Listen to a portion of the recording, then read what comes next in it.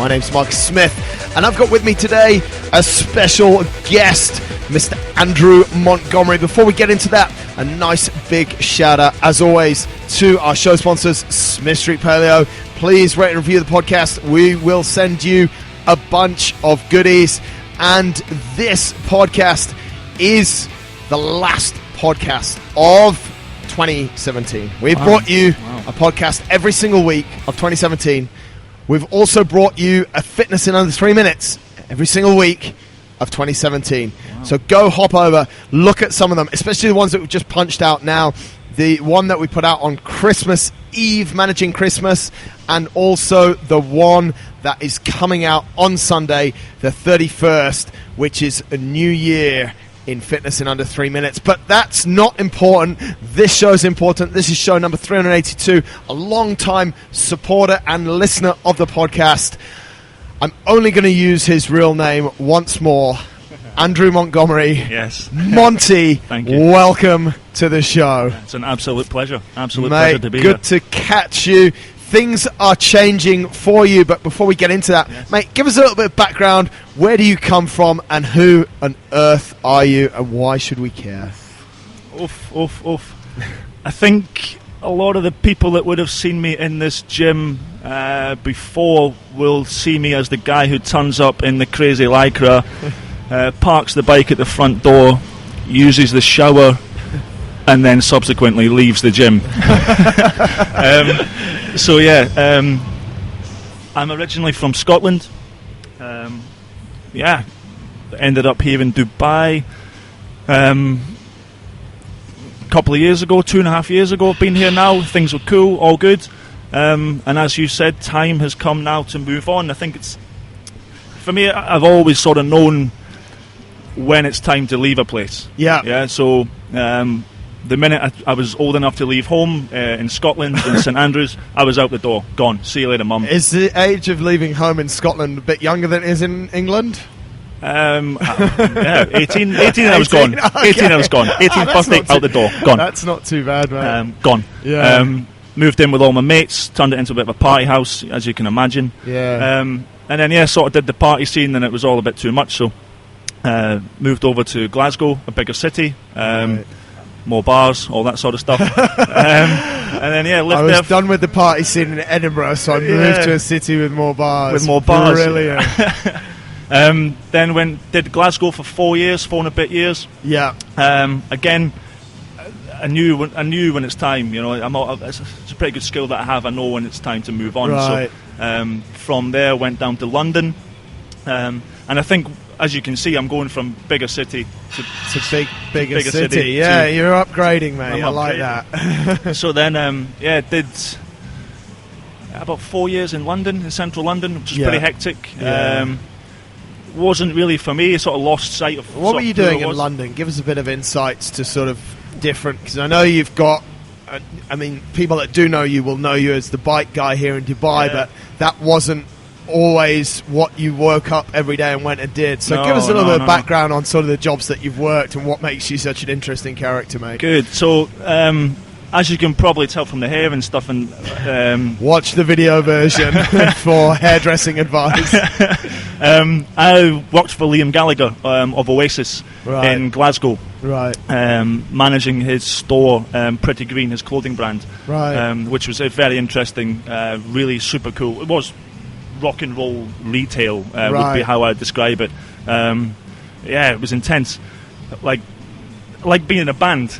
Really? The closest I've ever felt to being in a band. Like the staff, 5 of us, really close knit. So he has his own Liam Gallagher from Oasis. Those that don't know, you probably should know. Yeah. Google's pretty good. Yes. He has his own clothing brand, and they have a store in Glasgow. I didn't know that. Yeah. Right. So the brand's called Pretty Green. Right. It's named after a song by The Jam. Pretty Green is a reference to money, cash. Right. So at the time he had one main store in Carnaby Street, which was obviously Carnaby Street was happening in the 60s, you know, with the Beatles and all that. Yeah. And he then opened a store in Manchester, in his hometown. Right. And then one in Glasgow, because that's where the band were found. in a nightclub called King Tut's, which still operates to this day. So another stat I had no idea about. I knew you'd come with interesting things. Yeah, so we were originally 3 stores at the time, and it was really small knit. Like, you used to send a text message at the end of the night to like Liam with how much you'd taken. Like, that's no way. Yeah. It was, yeah. And he's meanwhile. I mean, what year was this? Well, I would have been about 19, 20, so 10 years ago. Right. Yeah. So, but at that time, like, I mean, mate, Oasis definitely maybe came out when I was about 16. Okay. I'm 39 now. Yeah. So this guy's multi-millionaire, Yeah. an absolute rock star, and you just text message him at the end of the night, Yeah. we've taken 50 quid today. Yeah. Sold a polo shirt. How good. That's such... So was this the end? Was this your entry into the retail world? Yes. Right. I worked in a bar beforehand, and I came home from one night working in the bar, and my girlfriend at the time, she had picked up like a free newspaper you get when you go past the train station. Yeah. And there was an advert inside the paper that said they're looking for staff. Right. And Chloe at the time, she said, "Look, you need to go in. Like, this is you. This is you. This is you. This is the calling card, you know." Yeah. And so, turned up for the interview, and I remember it was like, it was biblical. Like, the snow was just insane. It was like like you couldn't even walk. The streets were closed down. Public transport was just not happening. Really? And I had to walk for about 40 minutes in the snow, like ankle deep, to get to this interview. And I got there, my desert boots were all wrecked, was soaking wet, my trousers were soaking, hair was a mess. And nothing's changed on that nothing's one. changed The on the boots hair, are now but, dry.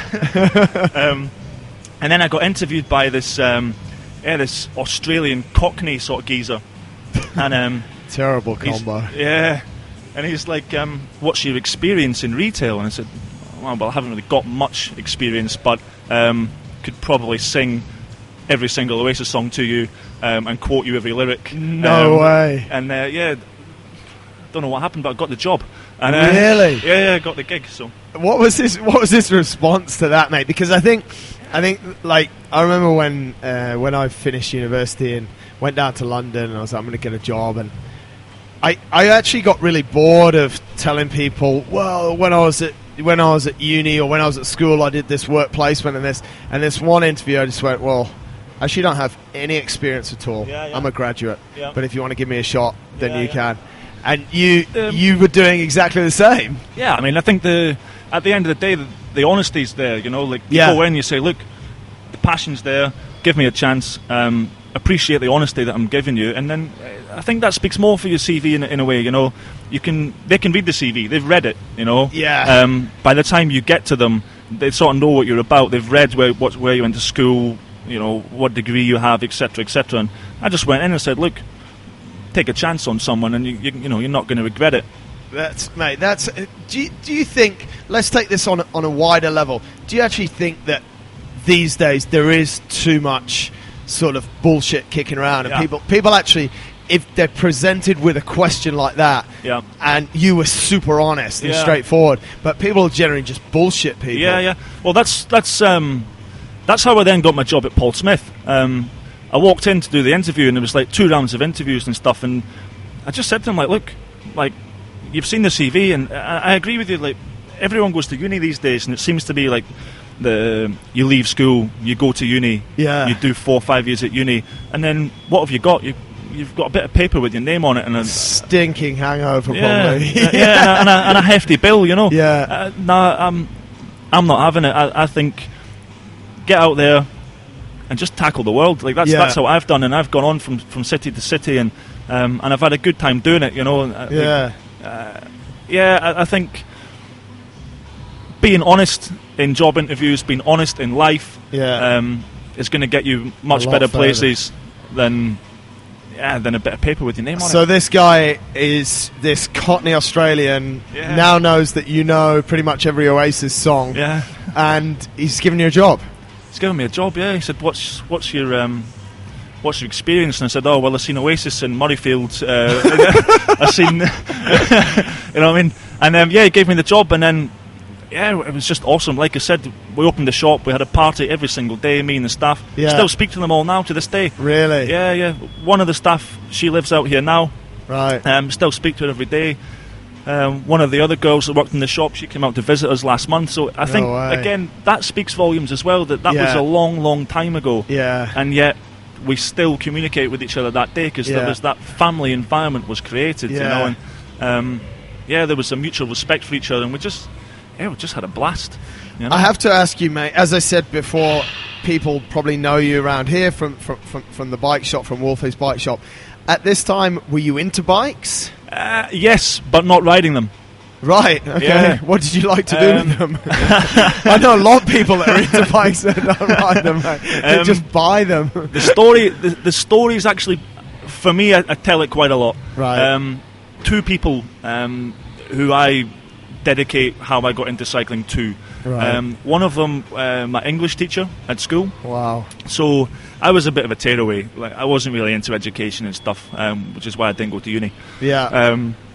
And she was trying desperately to get me to focus in English class and to actually do an essay or a project. Yeah. And I just wasn't interested. Nah. And she kept me behind after class one day, and she said, "Look, like, you've got a lot of potential, and it really upsets me that you're not fulfilling your potential." Right. And she gave me a book, and she said, "Look, I want you to read this book. I know you're into sports. I played football for the school team, and I think that was probably the only reason I was allowed to stay on at school."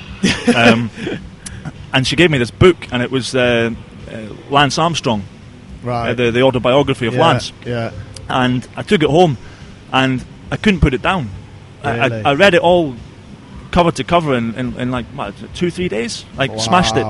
And I mean, I would like to speak to her now and tell her, you changed my life. You changed my life because you introduced me to the biggest drug addict in the sport.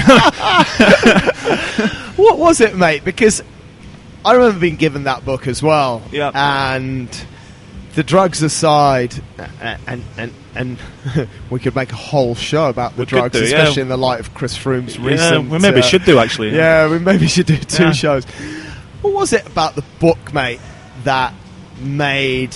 Yeah. What lit the flames for you? Yeah, I think not just for me, but for everyone. I think, obviously Lance had cancer, and he was given like such a small chance that he was going to survive. Yeah. And then, obviously, people didn't know it at the time, but for him to then come back from... And the pictures inside the book as well are pretty harrowing, they're brutal. And he went on from that to then go on and win the Tour de France, emphatically, 7 times in a row. And it's just that fairy tale story, you're like, growing up, having read the book, I was like, wow, this guy, can achieve anything. Yeah. And, it was intense.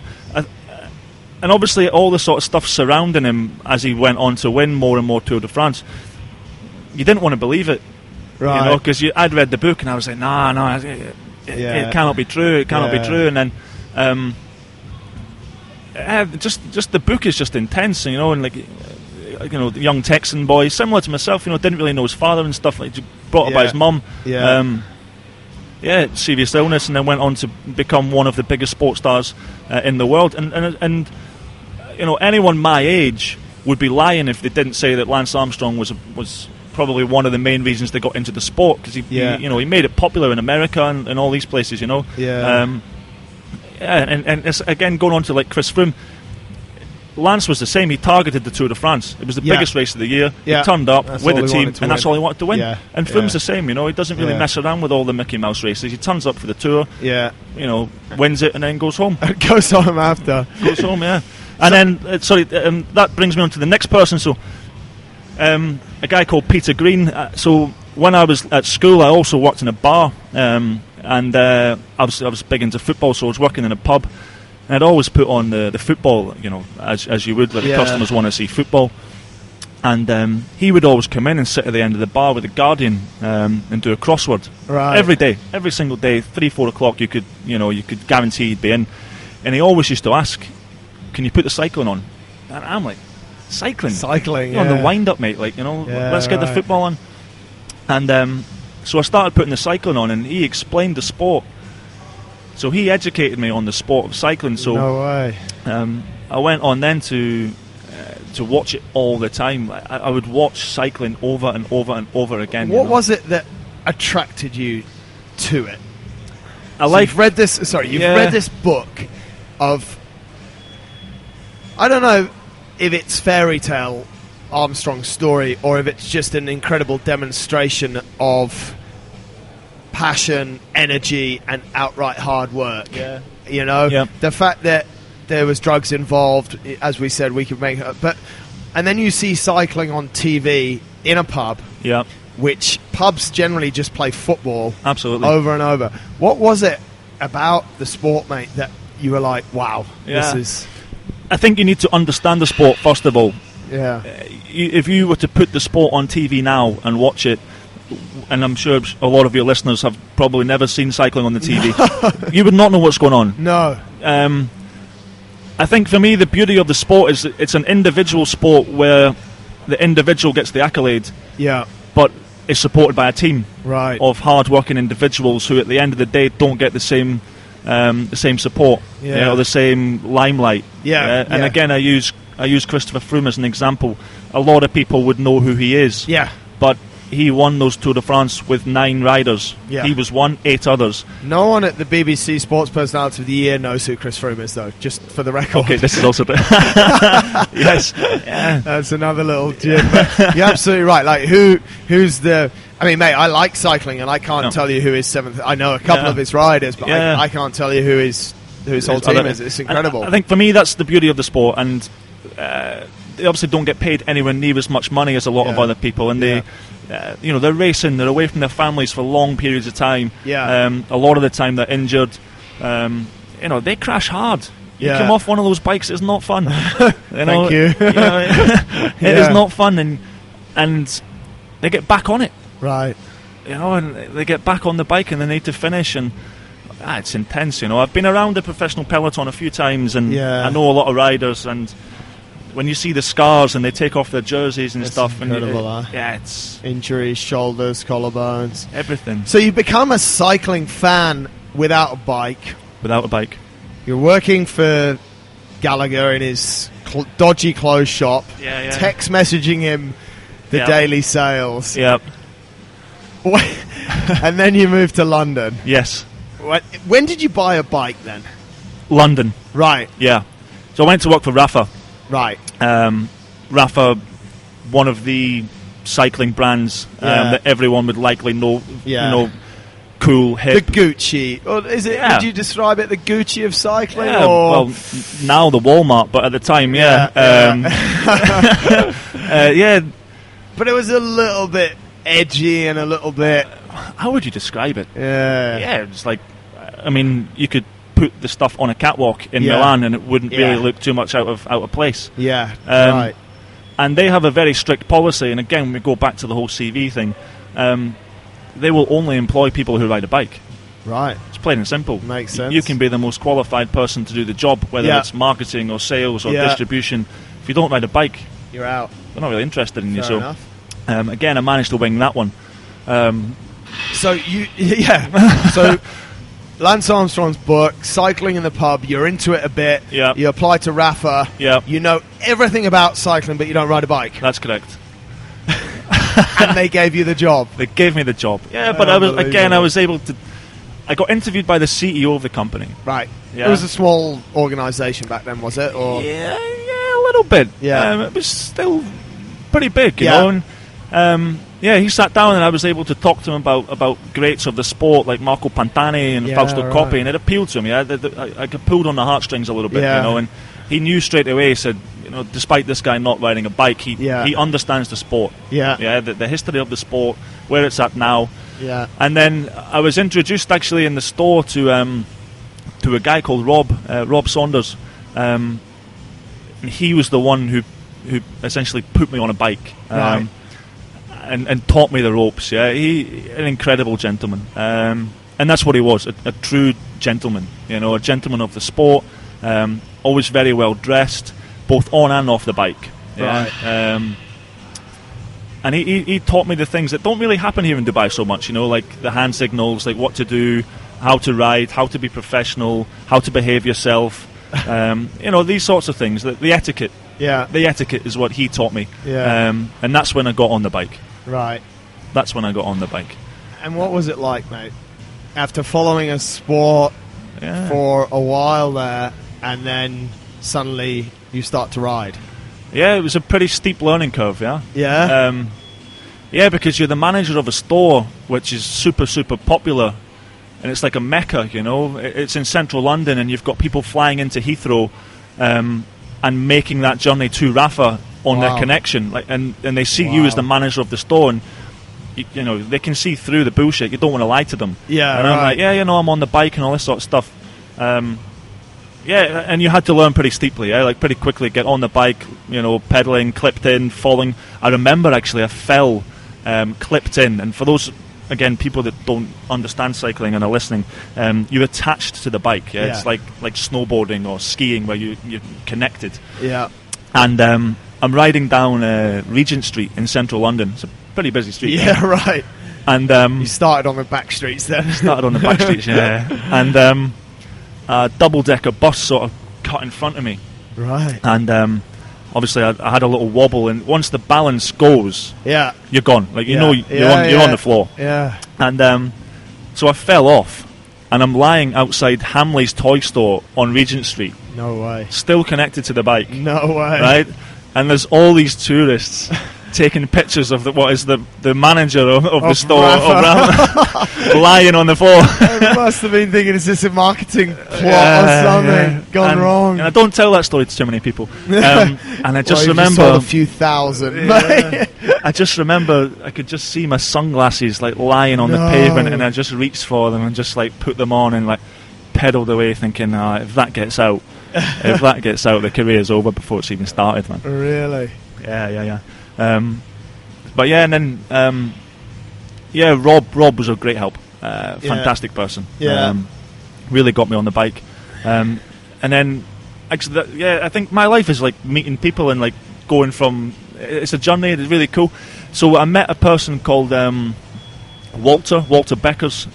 Every year, actually, this is a good time to talk about it. Every year, Rafa do this thing where they encourage people to ride 500k in the week before Christmas. Wow. Yeah, and here maybe in Dubai you think, not a problem. I go to Al Qudra, ride round 100k, 5 days, done. Easy. You try doing that in Europe that's pretty tough. When it's snowing and it's freezing cold and it's minus. Yeah. It's intense. So I tested myself at that, and we got to. I remember it. I think about 40k short, and my Garmin ran out of battery. No. And you upload it all to Strava, so you upload your rides, and at the end of the ride, if you complete the 500k, they give you a little badge, like a roundel. Right. And I'm 40k short. So I had to nip into a shop and charge my Garmin, to ask them to use the cable to charge my Garmin to finish the 40k. Yeah. And this was I think it was on New Year's Eve. And I'm sitting in this cafe and I'm freezing. I'm shivering, yeah. I'm absolutely frozen. I'm waiting for this Garmin to charge, yeah. And actually, Maureen, his wife, she walked over and she said, "Are you a cyclist?" I said, Yeah, I'm a cyclist. And I can call myself that now, I've been there a while. Yeah. I was like, yeah, and she's like, my husband's actually quite shy, but he's looking at you suffering, and he likes it. I said, okay. And she said, let me introduce him. So he came over and he sat down next to me and he said, what are you doing? And I said, I'm doing this 500k challenge, blah, blah, blah. I'm 40k short. I'm freezing. And he's like, that's brilliant. And he's like, this is fantastic. Do you mind if I give you my number? I said, yeah. And we became great friends. Really? Great friends. That's incredible, man. Yeah. And I guess that hammered home a little bit more about... I think it's the same in every sport. I don't think it's exclusive to cycling. No. I think it's the same in a number of sports where people just start a sport or see a sport, and the same in that coffee shop that you just got introduced to and you become good friends. It's just something that people see within a sport. And I also think that's why sport's so valuable for life, for everything that we do. So but those situations actually give you a lot of motivation as well, I would guess, to continue. I'll always remember we kept in touch, and he said, why don't you come over to Belgium? He's from Belgium, and they ride their bikes pretty seriously in Belgium. He's like, not on proper roads either. No. And he said, yeah, why don't you come over, stay with my family, and we go out riding. And again, I got a group of guys together from London, and we travelled over. And I said, oh, we're meeting this guy. He's going to take us out on a ride. And they were all like, what? Who's this guy? Like, he keeps on talking about this guy. Where did you meet this guy? And I'm, I met him in a coffee shop. And they're like, what? Yeah. So we turned up in this car park in the middle of nowhere in Belgium, outside of Carrefour. And he's standing there. He's got the tattoos on the legs, shaved head. And we're looking at him, and he's got this, like, you know, we've got all the gear, like, you know, we're looking at him going, where's this? And he absolutely proceeded to tear our legs off. Really? For 4 days. Really? On another level. Unbelievable, huh? Yeah, it was intense. I think, and we kept in touch, and I do a lot of my favourite rides, and a lot of the best riding I've ever done was in Belgium with him. Really? Yeah. Mate, talk us through the progress. So you're at Rafa. Yep. You had one more stop in London before you moved over to Dubai. Yes. Is that right? Yes. Talk us through that. Paul Smith, the fashion. Why did you leave Rafa? It was, to be entirely honest, I was underqualified for the job. Right.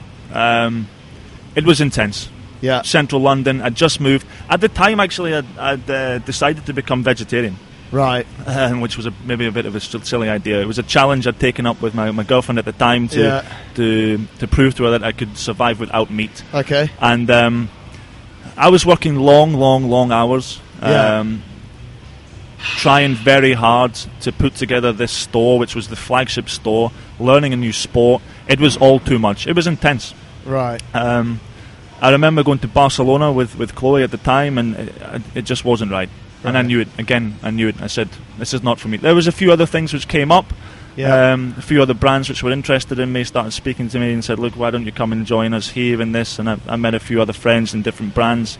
And made the decision that Rafa was not for me. And I tell you what was probably the biggest learning experience of my life to this day was actually the failure of being there at Rafa.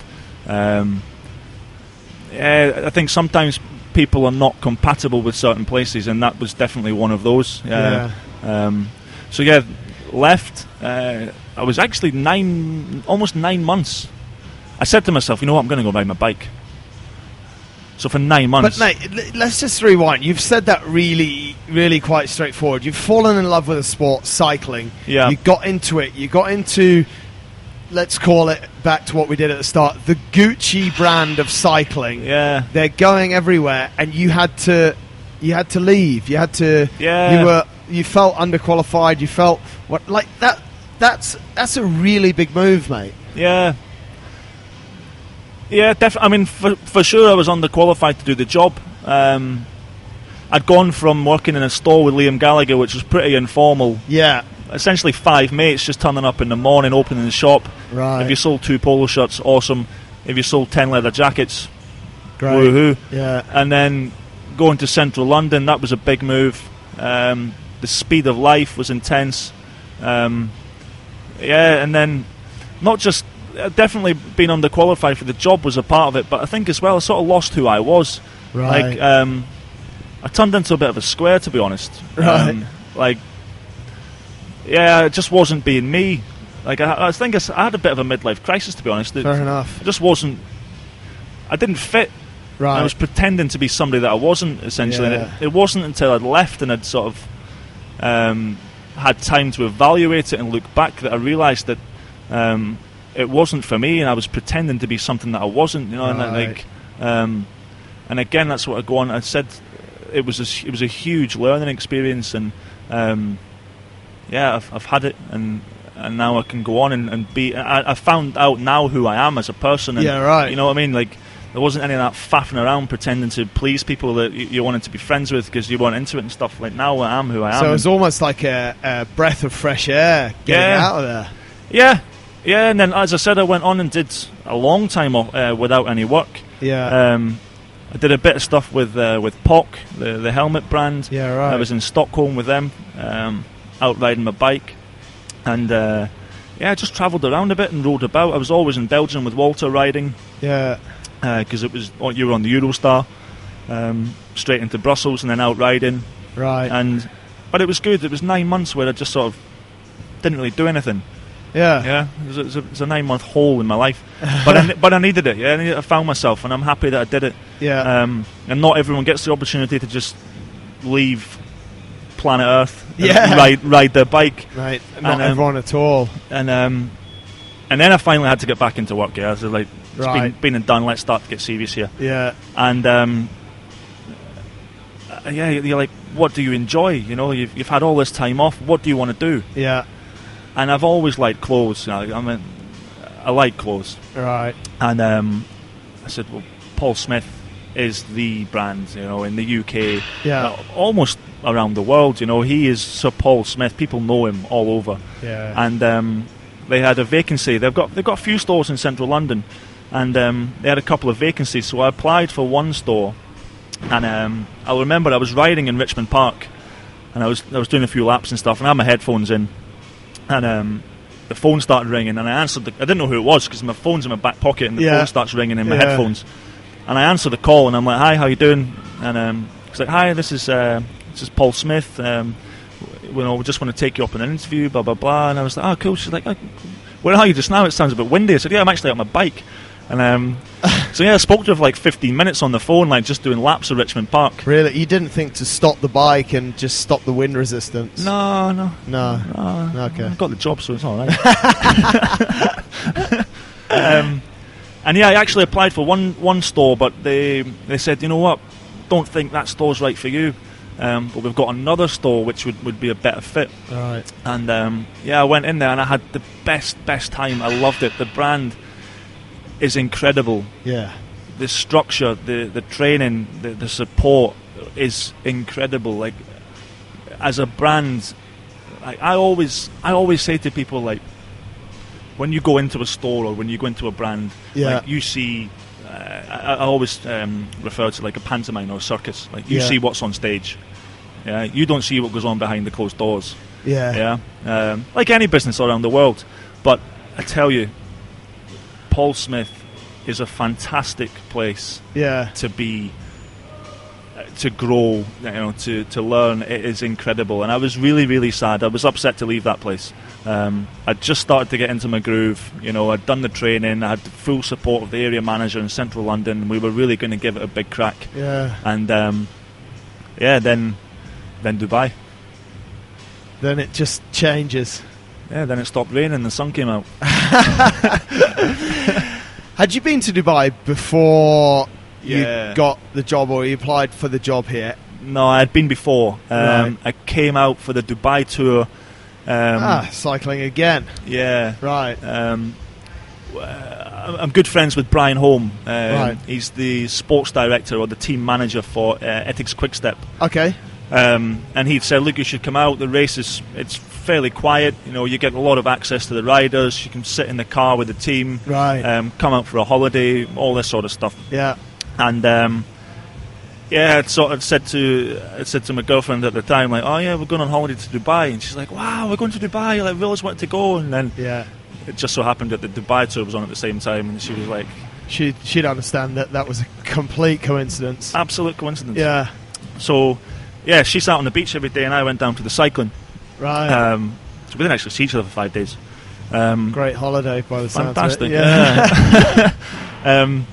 And at the time, Paul Smith had just designed the jersey, so it sort of tied in. Right.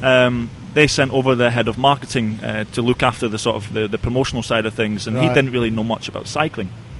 So Paul Smith had said, like, look, you're going out there at the same time. Yeah. Do you mind just to sort of help Matteo with the marketing side of things for the jerseys? And I said, it's a great tie-in. I'm there anyway. So I'm down at the start line one morning. And it's pretty hot, compared to London. Compared to central London in January, To give this some perspective, though, it's winter in Dubai, and you've come from winter in the UK, so it's warmer here. It's still only 25, but carry on. 25. Coming from like 6 degrees. Yeah. So all the cyclists are walking around in like shorts and t-shirts, suntan lotion on. Yeah. And I turned up at the start line with, I think I had a leather jacket on. Of course. A bobble Fashion hat, guy. like a winter bobble hat. and a pair of sunglasses, which were just enormous. They were huge. So you used Google to check the weather, and you'd come appropriately dressed? Yeah. No. I don't really look at the weather, to be honest. I just dress what I want to wear. Right. Yeah. Fair enough. Yeah. And I'm walking through the start pen in the morning, and then that's when I met Wolfie. Right. He'd obviously spotted this man who was quite clearly out of place. Yeah, and said, "You lost, sir." Yeah, said, "Sorry, mate, but you're in the wrong country." Yeah, and then he obviously wanted to see or know who I was. Right. So I got the business card from Wolfie. Pleased to meet you, I'm Wolfie. I run a bike shop here in Dubai. I said, yeah, cool. I work for Paul Smith. I'm here on vacation. I'm here with Brian Holm and Mark Cavendish and all these guys. And I'll see you around. So then every morning at the start pen, he would see me, I would see him. We would give each other a nod and all this sort of stuff. So then, Dubai tour finished. Went back home to London. Right. And then again, my girlfriend Chloe at the time, she influenced a lot of my early part of my life. Yeah. And she said, I remember it clear as day. We got back from Dubai, and the next morning she's on the computer and she's looking away. And I said, "Don't even get any ideas." Really? And she said, "What?" I said, "I know exactly what you're doing here. We're not moving there." Really? She wanted to move here straight away. Next day. Really? Next morning, she's on the computer. And she's what looking was at jobs. her profession at the time? She did marketing and recruitment for fashion brands. Right. For clothing brands. Right. In central London also. Right. Brands, stores like Harrods and stuff. She would recruit for them. So super easy to get a job over here. Absolutely. Yeah. So she starts going through the interview process, and I've just started a job in Paul Smith, and I'm really loving it, and I found my home. That's how I felt, And she said, "Oh, I got a job in Dubai," and we didn't really have the conversation, that sit down and be like, right, let's do this. Let's plan this one out. It just sort of, she's like, yeah, I've got the job, so when are you moving? Right. And then I had to go back to the area manager who'd really started to kick off, and then had to say to him, yeah, mate, I'm really sorry, but I need to leave. And that came as a bit of a sort of kick to the guts for him, and then I was like, what am I going to do? There's no Paul Smith out here. It's franchised, so you can't transfer me. So you can't just, So I'm rooting around for this business card from Wolfie, and I'm like... That you luckily kept. That I luckily kept, yeah. No I do keep a lot of business cards, to be honest. Yeah. Fair enough. And, I met him. So I Skyped him, and he's like, oh, yeah, it's super busy over here in Dubai, And he kept on saying to me, super busy, super busy, super busy, super busy. And I'm like, mate... I live in London. I live in central London, man. Don't tell me it's busy. Yeah. So he actually flew over to London, and he turned up at London with his wife Gabby and his daughter Anna, and they came into the store and they met me and we went out for lunch. No way. Yeah. And we got talking and stuff, and he's like, look, yeah, be great to have you out there. So I'd said to him, look, we're going to do it on one condition. There's a bike that I really like. I really, really want this bike. There's only 100 made. Right. He's like, is that all? I said, yeah. So he came back to Dubai, and then I think he emailed me about 7-10 days later, dropped me an email and said, we've got the bike. When can you start? No way. What bike was it? It's the bike that I currently ride now. Cervelo. The Cervelo, yeah. S5. Yeah, the team edition. So I was like, yeah, this guy's pretty serious. Best start packing the bags.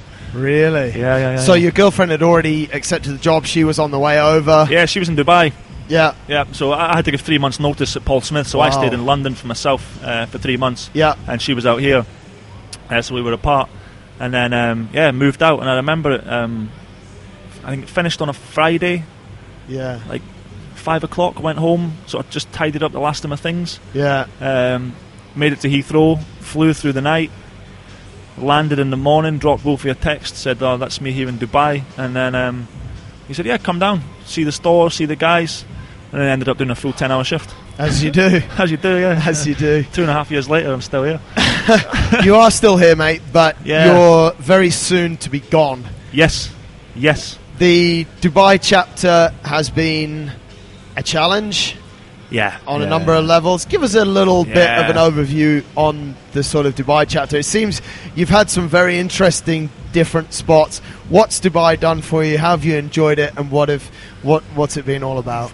I think moving to Dubai from the UK, it's the culture change is huge. Yeah. Massive.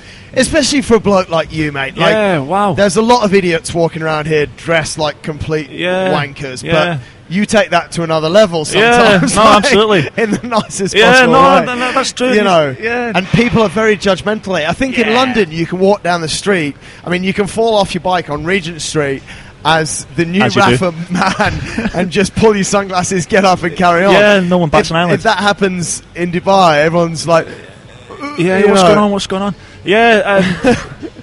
Again, sort of in the first couple of months that I was here, so again, lost sort of sight of who I was. Do you know what I mean? Lost in culturally, you know, you're trying to fit in and you're trying to like, what's going on? And I mean, you might not like this one, but for me, too many people wearing baseball hats, man. Yeah.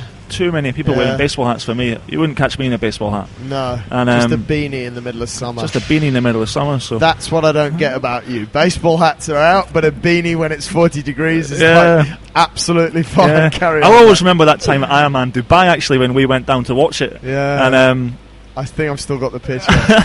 It's disgusting. It's an intense place. I mean, London is fast, but Dubai is also very similarly fast. In a different way. In a very different way. It's hard to describe Dubai to people, I find. Yes. I have friends back home, still live in the small town that I'm from back home in Scotland. Yeah. And when I do go back to visit them, they're like, what's it like? And I struggle to describe Dubai. It's very difficult, mate. I don't really know what it is. So now, let's try and get you to describe it. You're now leaving. Yes. Tell us the 3 things that you've enjoyed the most about living and working here for the last... It's just over 2 years, basically. Just over 2 years, yeah. So let's see if we can paint a picture that way. What have you enjoyed the most? I think for me, the first thing, it's because it's so young. Yeah. You can leave an impression. Right. Yeah, I think, and I didn't realise this until last week when I sort of started telling people that I was leaving. Yeah. And the amount of people that came out and said, you know, what you've done in the years that you've been here has been quite an achievement. Awesome. In terms of the style and what people wear on the bike. So I think because it is quite young, you can leave an impression on the on the country, on the place, on Dubai, or the UAE essentially. Yeah. That's one thing I've enjoyed. Yeah. You know, when I first came here, you know, people wouldn't wear pink on a bike. Really? You know, Wow. People cycling on the tracks in basketball shorts and a t-shirt and stuff, you know, and and that's to take it to the extreme. You know, there was certainly definitely Lycra before I came. I'm not saying that I turned up and suddenly everyone was wearing Lycra. That would be the first thing I would say I've enjoyed about the place. I think the biggest thing I'm going to miss about Dubai is the fact that I've got a swimming pool in my apartment. Right. You know, like the level of living here is quite luxury. Quite luxurious, yeah. You know.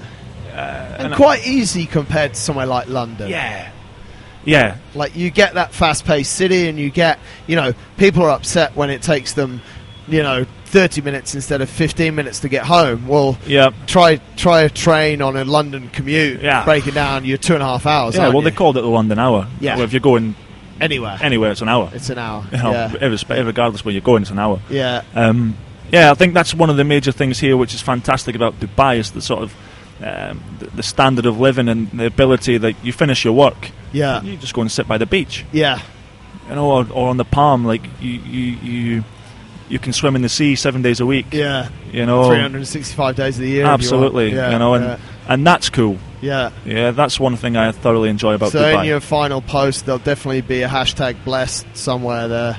Blessed. No, definitely. It's been an amazing place to live. What's challenged you the most being here, mate? I'm a bit of a loner, to be honest. I like to be by myself. And being quite far away from my friends back home in Scotland, that's been a bit of a challenge. Like, they're always there for me and they're always on the end of their phone. But I went through a huge breakup with my girlfriend Chloe. We'd been together for 10 years since we were kids. I mean, I was 18. She was 16 when we met, right? And then we broke up, and that was extremely difficult. Right. Like that was a black hole, big time. And it's not a place, Dubai, that you want to be by yourself. It's quite lonely. Extremely lonely. Yeah, you know, you can have a lot of people around you. Yeah. But yeah, it was tough. That was extremely tough. There's a few people who really rallied around me, and I've got, you know, I'll never forget them. Yeah, right. Wolfie, for one, my friend Laura and stuff. You know, they were. That was emotional. Yeah, right. Yeah, and suddenly you're by yourself. Yeah. You need to make decisions by yourself. Yeah, it's tough. You know, and I'd never really made the decision by myself. Yeah. You know, Chloe used to make them all for me, or she used to be there. You know what I mean? We're big kids, man. And awesome. And then having to live by yourself and make all these decisions. So that's where I think that, you know, the decision to leave Dubai was huge for me, and it took a lot of time to get my head around it and say, like, you know, Monty, this is, you know, grow up. Like, you need to make a decision. Yeah. And that was emotional and stuff. And it's, but now it's happening. It's happening. Talk us quickly through the next chapter, mate. Where are you off to? Where will people see you? What are you going to be doing? And where are you going to take your, what I'd call, unique brand wardrobe. Of human being? My wardrobe. And your haircut next. So we do 8 to 9 weeks in Australia with MAP. So I'm closely associated with the guys, Ollie and Jared. They have a cycling brand called MAP. Yeah. Which is probably, correct me if I'm wrong, yep. It's also cutting edge, it's up and coming, similar sort of wavelength to Rafa, but not quite as ridiculous, but more ridiculous in some of the designs. And again, it could be worn on a catwalk. It's very different to what traditional cycling apparel's been all about. Yeah, it's definitely design orientated, all about the sort of fit. And definitely cutting edge. You know, if you were riding on a cycling track, or if you were walking down central London and someone rode past you in MAP apparel, you would definitely be like, wow, that's pretty loud. Awesome. I mean, I've known the guys for a long time. Actually, I was speaking with them in Utah at the start of the year, and I was trying to find out how we met. Right. And we didn't actually know. Right. We were just like, I think you messaged us, and I think we replied. Right. So, going to go to Australia on January the 3rd. Going to be there for about 9 weeks, I think, 8-9 weeks. Yeah. Good to follow the racing scene around there. Help them with some races, and then then I go off to Europe. I seem to sort of flip between the world of fashion and the world of cycling. I don't really know where I'm supposed to be. Hopefully you'll figure that out. Yeah. I think actually I've got it now. I've got it now. But actually, I spoke to someone the other day. And I said, you know what, this will be the first Christmas that I don't spend in a retail store for 10 years. Wow. That's going to be fresh. Yeah, like that's not going to be waking up on Boxing Day to deal with the Boxing Day sales for the first time in 10 years. Wow. And I think, you know what, I've nailed it. I've nailed it. So what are you going to be doing for them in Europe? So we're looking at sales and marketing. They're an Australian brand. They're based in Australia, a very small, tight-knit family. Yep. With a lot of ambassadors spread globally around the world, which we activate. And again, I like that family environment. That's where I feel comfortable. Yeah. And I instantly connected with Ollie and Jared and the guys. And I think we went to Utah at the start of the year in March, and we took 8 or 9 ambassadors from around the world. Yeah. You got Tokyo, New York, Sweden, myself, and you put us all in a room. We've never met each other before. Wow. Just followed each other on Instagram and social media. Wow. And to connect and to just communicate and share that passion for riding a bike and taking pictures of it. It's pretty fascinating. And then I was like, you know what, I like this vibe. This family is good. And I knew my time was up in Dubai, and they were like, look, we're looking for someone to support us in Europe, because we're all based in Australia, and Europe's a pretty big place. Yeah. And so we're going to try and make that happen. See how that goes. Awesome, mate. Awesome.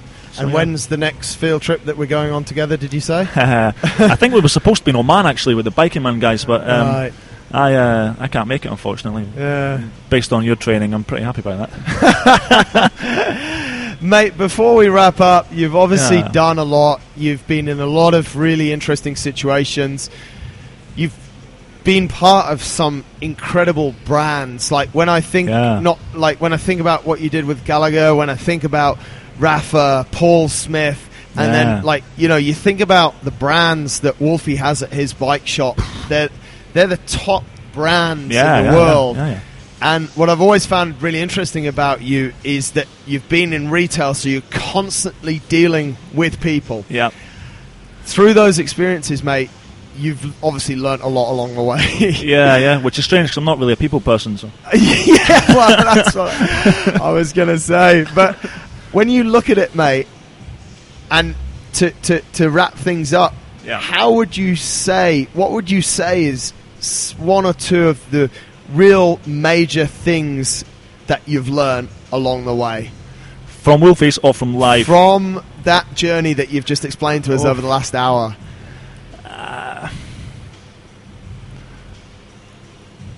I think for me it's friendship and staying in touch with people around the world who mean a lot to you. Right.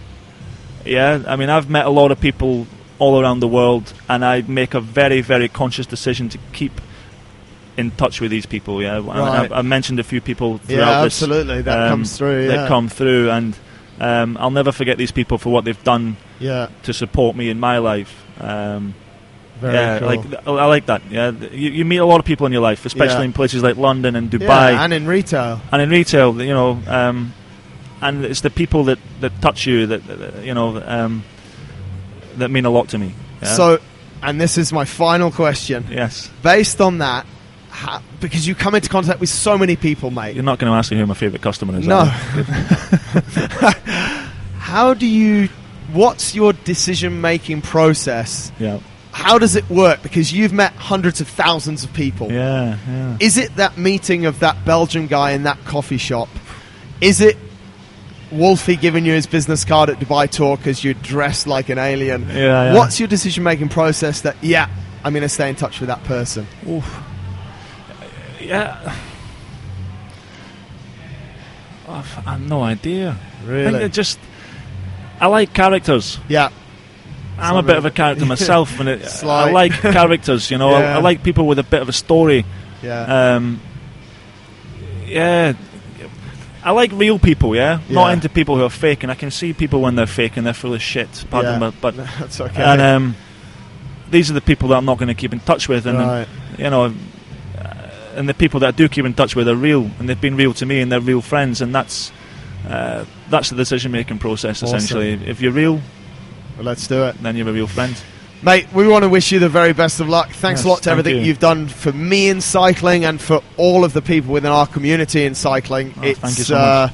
I think you've been able to communicate and to share a passion that I only think a few people within their industry are able to do. A lot of people wake up in the morning, go to work at a bike shop or a retail store because it pays them money. Yeah. You have a passion about it, and I think that comes through. So, mate, hopefully MAP allow you to express that same passion. Yes. If not, and maybe we start a bike shop. I don't know. Maybe I'll pick up CrossFit.